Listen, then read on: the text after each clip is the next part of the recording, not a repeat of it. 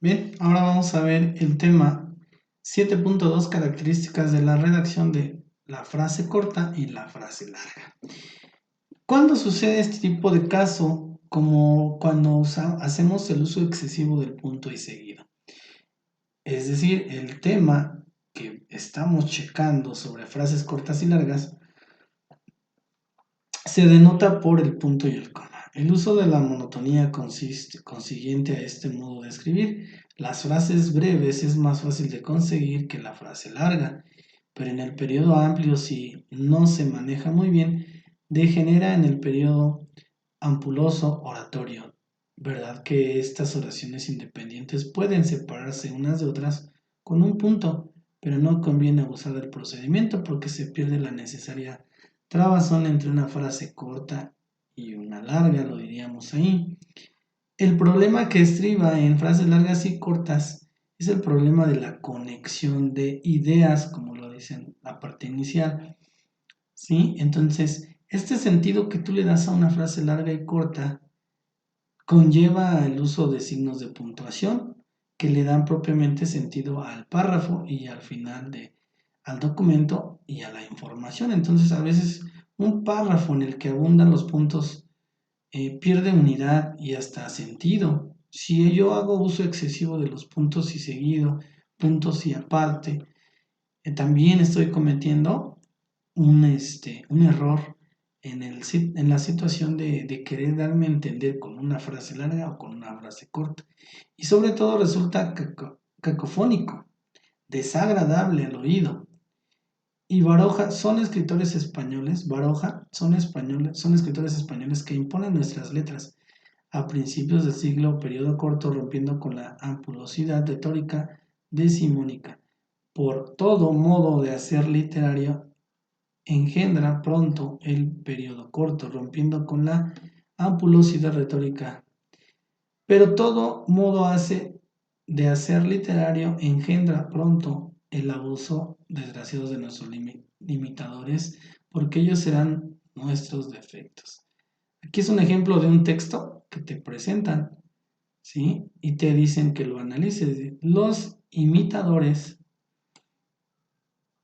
de Arizona y Baroja han abusado del periodo corto hasta el punto que ha surgido un estilo genérico, en el que la prosa adquiere a veces el sonsonete monótono del Morse. Entonces voy a subrayar estos ejercicios de frases cortas y largas que nos permite analizar nuestro resultado. Esta es una corrección del ejemplo anterior. ¿Qué observamos en el ejemplo anterior y en su corrección? A veces, coma. Un párrafo en el que abundan los puntos pierde unidad y hasta sentido, y sobre todo resulta cacafónico, que no se escuche bien. Ejemplo dice: Azorín y Baroja son los escritores españoles que impiden nuestras letras a principios del siglo, el periodo corto, rompiendo con la ampulosidad retórica decimonónica. ¿Sale? Pero todo modo de hacer literario engendra pronto el abuso.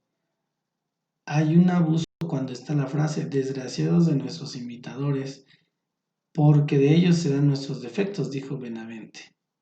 Y los imitadores, esa es la forma de corregir. Si te das cuenta entre una frase y otra, o entre un ejemplo que acabo de subrayar y otro, existen demasiados signos de puntuación que hay dos situaciones. Deberemos corregir, cotejar si están bien colocados, o bien la forma de corregirlo. Entonces, desde aquí, que empieza el ejemplo, ¿sí? Hasta decimónica, es un ejemplo de cómo estamos abusando de los signos, ¿sí? Y los imitadores de Azorín Baroja han abusado del periodo corto. Aquí empieza nuestro ejercicio. ¿Cómo se corrige y cómo se entiende mejor de la primera forma o de la segunda forma? ¿Cómo se entenderá mejor haciendo uso de frases largas y cortas? Ajá. Ese es a lo que se refiere el ejercicio. Por ejemplo, en otra frase, al momento de escribir, en la habitación hay una cómoda poltrona. En la habitación hay una cómoda poltrona sobre ella. Sentado el escritor. El escritor fuma en silencio. Dice, observa las volutas o los errores del humo del cigarrillo. El humo asciende primero, espeso unido. Después se va desflecando, haciéndose más tenue, más gris, hasta perderse en el techo. Un rayo de sol penetra por la rendija de la ventana. El rayo de sol solo da sobre un libro.